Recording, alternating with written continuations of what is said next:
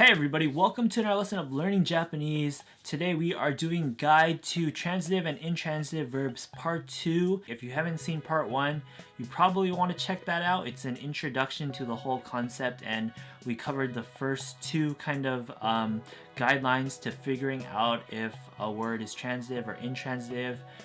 Those two ones were mainly in the context of the word being used in a sentence.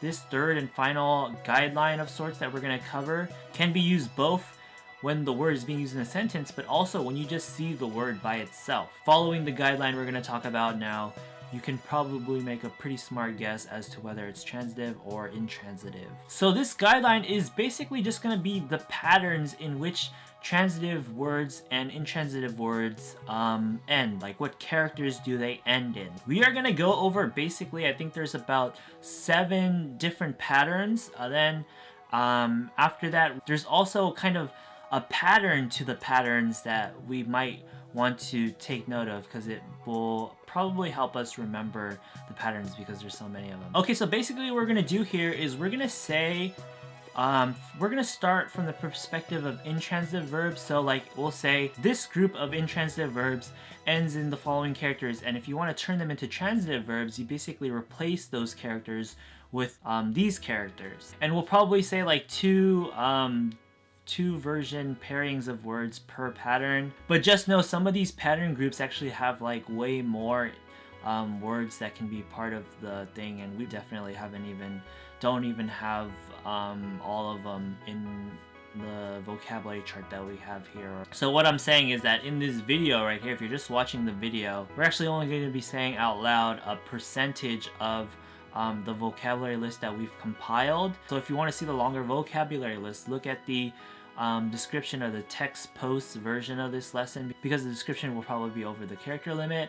Then even if you read that, just know that we definitely didn't compile every single word that's part of the categories and patterns in our things. So you will have to just come across them naturally and go like, oh, this one belongs to this pattern, or maybe it won't even belong to any pattern. It'll be like an irregular one, and you'll have to make note of that and go, okay, so this one, the intransitive version is this, and the transitive version is this. Alright, so our first pattern/group is going to be intransitive verbs that end in the characters reru. And if we want to change these into their transitive forms, basically we have 2 different subgroups in this. We're basically going to change that final reru in them to simply ru, or it's gonna be su. So an example of that first subgroup there, reru into ru, common word is kireru. So this is the intransitive form, and so thus it's going to translate to be cut. If we want to take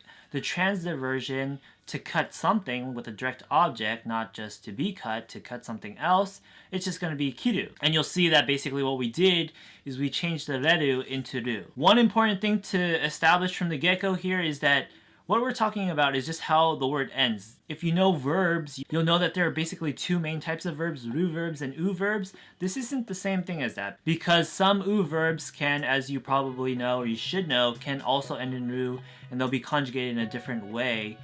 What we're talking about here in this lesson, when we just replace reru with ru, that doesn't automatically mean that the ru turns into a ru verb. It can also be an u verb. We're just talking simply about the characters that it ends with, and this is just basically the patterns. There's not really any grammatical significance to this. This is just patterns and our way to create a kind of mnemonic device so that we can remember which ones are transitive and which ones are intransitive.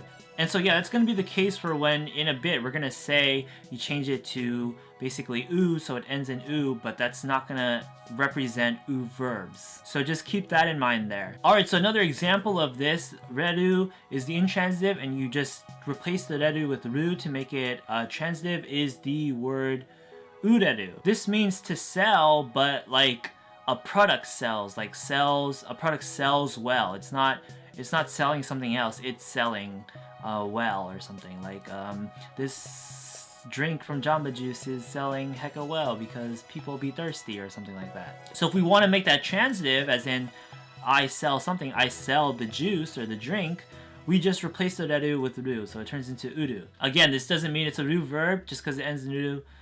This is actually an u verb because the polite mas form is urimasu. So yeah, reru intransitive verbs turn into transitive verbs by replacing the reru with ru, or they are replaced with su, and that's the second subgroup. So what's an example of this? A common word is taoreru, which is basically going to mean to fall, to collapse. If we want to turn that to transitive, as in like to make someone collapse or like to force them to do it, basically to beat them, that will be taosu. So you see that we changed reru into su, so taoreru turns into taosu. Another example of that same subgroup of this pattern is the verb yogoreru. This means to get dirty. Like as in yourself is getting dirty because you're like doing some sweaty work and yeah, you get dirty or something, right? If you want to turn that into transitive, again, we follow the pattern. We've replaced the reru in yogoreru to su, so yogosu, and that's gonna mean basically to dirty something else, like if I dirtied my pants or something. Our next pattern slash group is actually gonna only consist of one word because it's the only word I can really think of that's in this category. It's kind of it's very similar to the one we just did with slight variation. It's words, intransitive verbs that end in areru, with there being like you can have a consonant before the a there, and if you want to turn that into a transitive one, you'll replace that areru with an u, while again keeping that consonant in front of it if it's there in the first place. So the only example I can think of for this one is the very common word umareru, which means basically to be born. If we want to change that to transitive, as in to give birth, basically we take out that areru, so now we just have basically and what do we replace it with? I just said we replace it with the u, so turns into umu because the u attaches onto the m. And so yeah, that's the transitive version of that, and I don't really have any other examples for this pattern slash group. So that's kind of a special group, I guess you would say, maybe.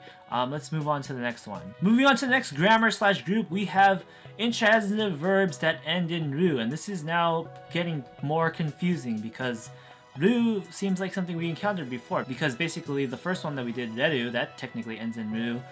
So you kind of have to keep a conscious mind towards that, the things that are like similar or contradicting almost.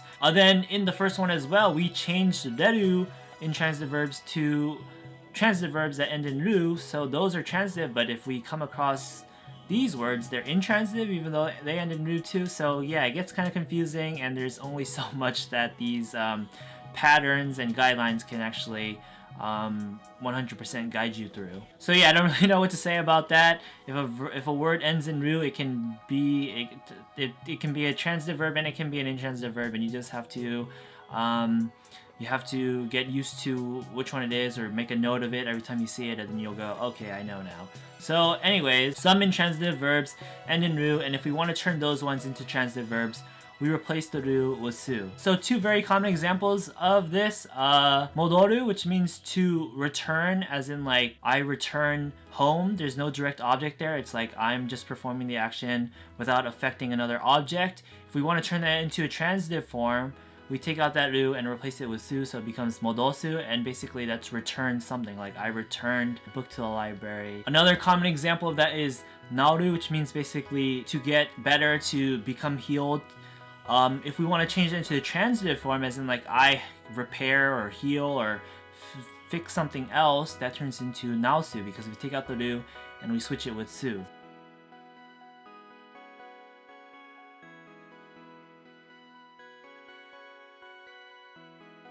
Our next pattern slash group is going to be intransitive verbs that end in u. If we want to turn those into transitive verbs, we replace that u with eru, and this is kind of confusing because even though I say u, it can be attached to a consonant right before it. So for example, if we had the very common verb word aku, which means basically to open, this is intransitive, so it'll mean like to open, like a door opens or a window opens. If we want to turn that into transitive, we replace that u at the end there, so we take that out and we just have ak, basically ak, and we plug in eru, so akeru now, and that's gonna be basically the transitive form of that verb, to open. So like I open something, like I open the window, or I open a jar, or something like that. Another example of that would be like the very common word Suzuku, which we've covered before because it actually kind of qualifies or is part of its grammar pattern. Suzuku means basically to continue. This is the intransitive form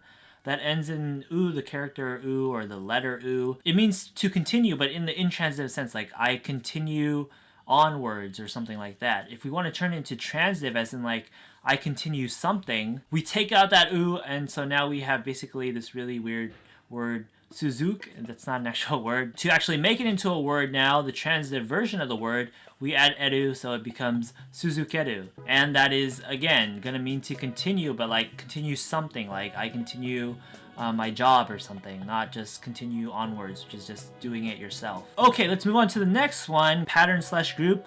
I honestly lost count which one we're on, but stick in there, is that a word? Is that the phrase? Hang in there, stick. Next is we have another pattern slash group that starts or that ends with the character u, and we already did one, but this is a case where like it can either turn into transitive verbs by replacing the ending with that, or this new one that we have. So u, there can be a consonant in front of the u in these intransitive verbs, and if we want to change them into transitive verbs, we change the u into asu, which is kind of strange, but let's cover some common examples and you'll see how it works. So the word tobu, which means basically to fly or to jump, this ends in u. It just has the consonant b before it. If we want to change that into transitive, which will basically be like to send flying, we'll take out that u, so we now just have tob, T-O-B. That's not an actual Japanese word, so we got to make it into one now.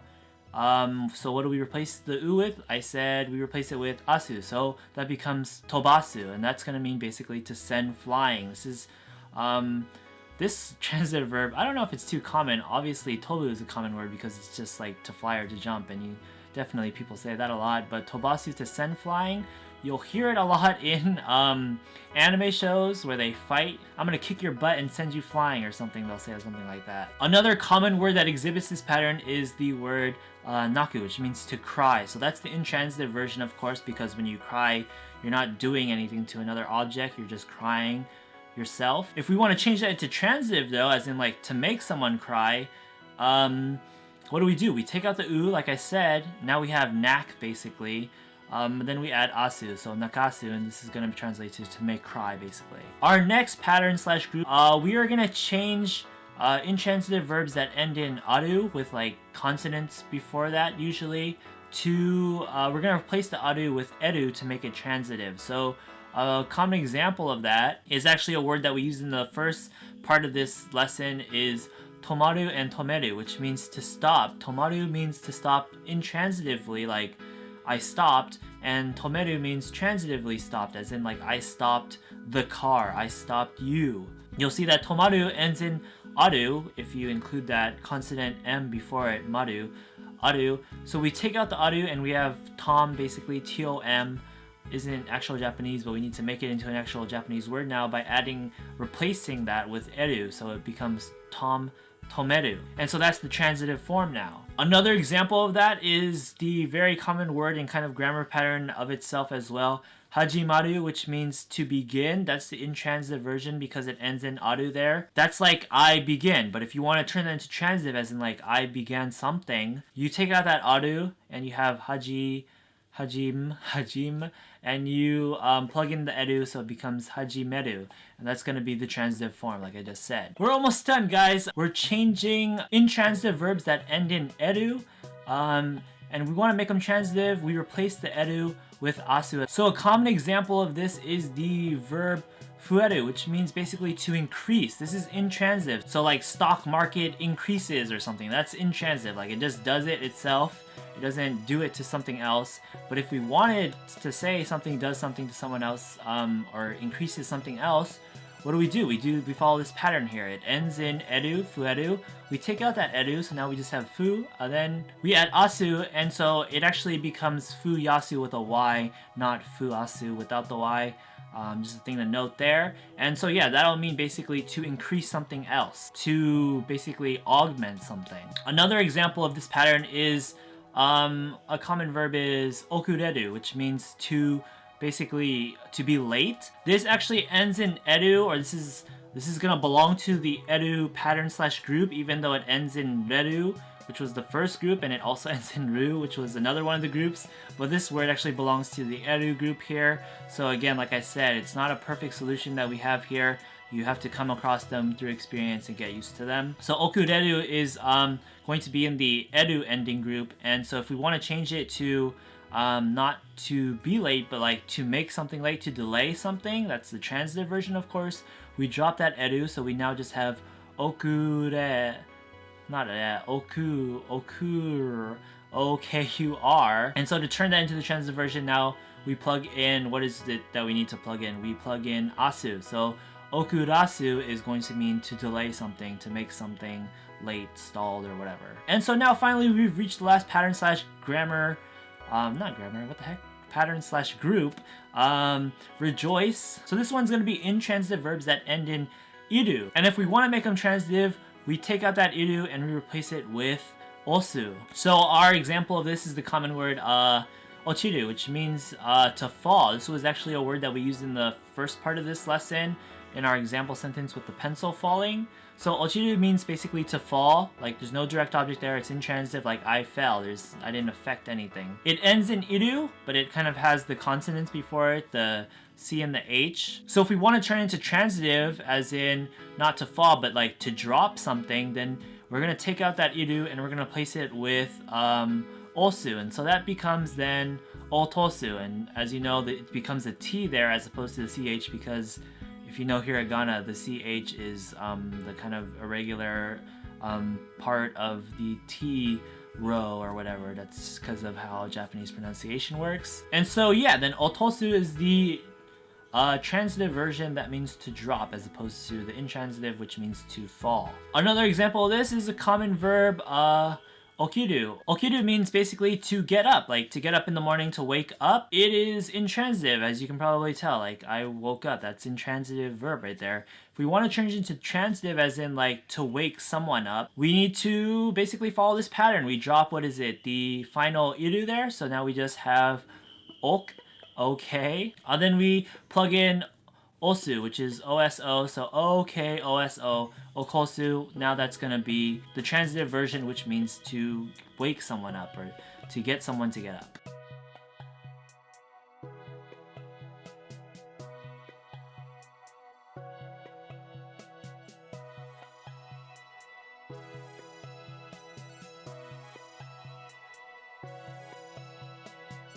Alright, so we got through the grammar. Why do I keep saying grammar?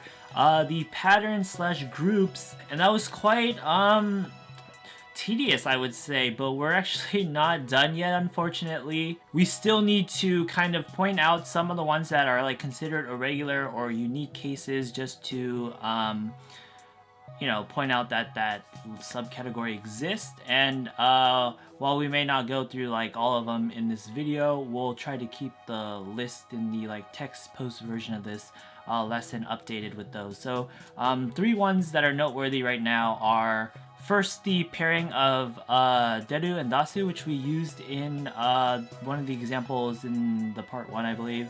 So you can probably see here that this one is kind of a unique case, because we're not simply replacing the ru with su in the when we're changing it from intransitive to transitive, we're also changing the e and the de to an a, so it becomes da. So deru isn't gonna become desu, it becomes dasu. Another unique one is the pairing of kieru and kesu, which is going to be to disappear and basically to erase, respectively. So kieru is going to mean to disappear, and it's going to be intransitive, as in like I disappear. I don't do that to another object, but the transitive version of that, which has a weird changing of its letters, is going to mean basically to erase or to make disappear. And the last one that we'll make note of here is the verb owaru, which is part of that classification of the intransitive verbs that end in aru, and when you want to change them into transitive, you'll replace the aru with eru, so technically it would become oeru, but owaru is actually used commonly to both be the intransitive form and as well as the transitive form of it. So basically both oeru and owaru work. And so now I want to talk about the pattern of these patterns. because that might be useful in helping you remember. Not all of this, you probably won't be able to remember all of it, but most of it. And this part is pretty much going to be optional. It's just something that we're gonna add here because, as you can probably tell, what we did just cover was a lot of content that will probably be hard to remember after only just one watch. So this is kind of a mnemonic device to help you do that if you need it. If you don't, you can feel free to skip over this part. So yeah, let's try to make this easier to memorize because, I mean, 7 patterns, man, that's a lot.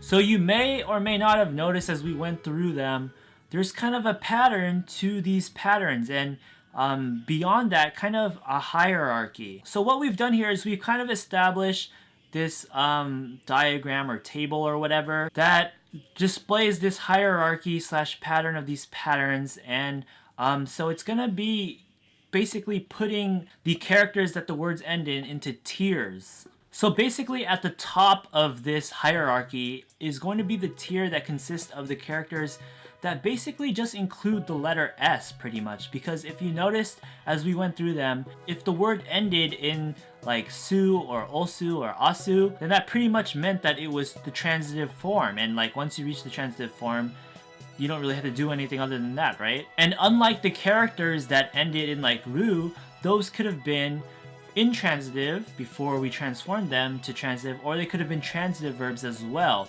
So those were kind of vague. Those endings were kind of vague, but the ones that weren't vague at all were the ones that included the letter S. So that's going to be our like highest tier, the final point, basically, the unyielding thing where you know there are always exceptions, but you can pretty much assume that that's the transitive form. On the opposite side of that spectrum were the words that ended in reru or areru if you're talking about umareru, and those are on the opposite side of the spectrum because you can pretty much assume that those are going to be intransitive verbs with some exceptions. So basically we have these two endings at the opposite sides of the spectrum, because with the reru or areru ending, you can pretty much assume that it's going to be intransitive, which is before the transformation, and if it ended with a character S, then that meant it was transitive, which was at the end of the transformation. Now we need to fill in basically the space between, and to do that we're going to have basically two other levels or tiers or whatever, and then we're going to also have what I'm going to phrase as like decimal tiers. So the first tier after the base tier, which is the reru, which is like intransitive for sure basically, is going to be the number 2 tier that consists of words that end in ru or u. And why did we choose the u and the ru ending to make up this second tier? The reason behind that is because the design of our thing is that the base, the tier before it, the base tier, reru or areru, is either going to become a transitive verb, evolve into a transitive verb basically, by replacing its ending with one of the endings in the next tier. So it's either going to add ru or u. In this case, only areru is going to become u. The umareru becomes umu. Or one last other option is any of the given tiers can just cheat and go to the final tier, which is the S tier that has any of the S characters in the ending, and it'll become a transitive verb that way too. So by doing that, we create this kind of hierarchy. So tier 2 now is ru and u. Reru can become the transitive verb by switching its ending with one of those, but this tier also can be a starting point for intransitive verbs. So if we have intransitive verbs that end in ru and u that start off in this tier 2, if we want to make those into transitive verbs, we now either have to go to the next tier, tier 3, or again, shortcut it to the final tier with a S-type ending, su ending, or osu or asu, to turn into transitive. So then now our tier 3 is going to have the ending, you might be able to guess or maybe not because this is actually pretty hard to follow, I think, is going to be the word ending of eru. And the reason behind that is because one of the grammar, why do I keep saying grammar? Patterns slash groups was the u ending intransitive verbs that could turn into transitive by replacing the u with eru. And that third tier right there, the eru, is going to be the last tier before that final tier with the s's, which means that tier eru, if it's an intransitive verb that ends in eru, it can become transitive by replacing that eru with one of the s's, which is going to be the asu one. And one last thing here is we actually have this 2.5 tier, and the reason why this is a tier that has a decimal in it is because we don't want to label it as an ending point for transitive verbs. So this 2.5 tier is going to be iru and aru, and they're decimals because they can go up to the next tier to 3 or the S1, and they can become transitive verbs, but none of the intransitive verbs in the tiers before 2.5 can become transitive verbs by replacing their ending with one of the ones in this one, eru or iru. So intransitive verbs that end in aru can become transitive by replacing that with eru, and intransitive verbs that end in iru can become transitive verbs by fast passing it to the S tier and replacing that with osu. So that's the kind of diagram that we established to hopefully make it easier. Explaining that was also quite a chore, so maybe it just confused you more, maybe it didn't. Maybe the visualization will help more than me talking about it. Alright, so that is going to wrap it up for this lesson on transitive and intransitive verbs and knowing the difference between them and distinguishing a word between one or the two, and yeah. Okay, so that's going to wrap it up for this video. I hope you learned something and I hope you enjoyed your time doing so. If you'd like to express that, you can like the video, leave a comment below, or subscribe if you haven't already. If you'd like to support more of these video lessons, please do consider checking out our Patreon page. Also included on the screen right now are, of course, a bunch of links on where to find and follow us elsewhere online. Lastly, check out our Discord server. We've got a community of hundreds of so if you're looking for somebody to voice chat with just to practice speaking Japanese, or if you just want to talk about anime or music or manga. And with that, see you next time.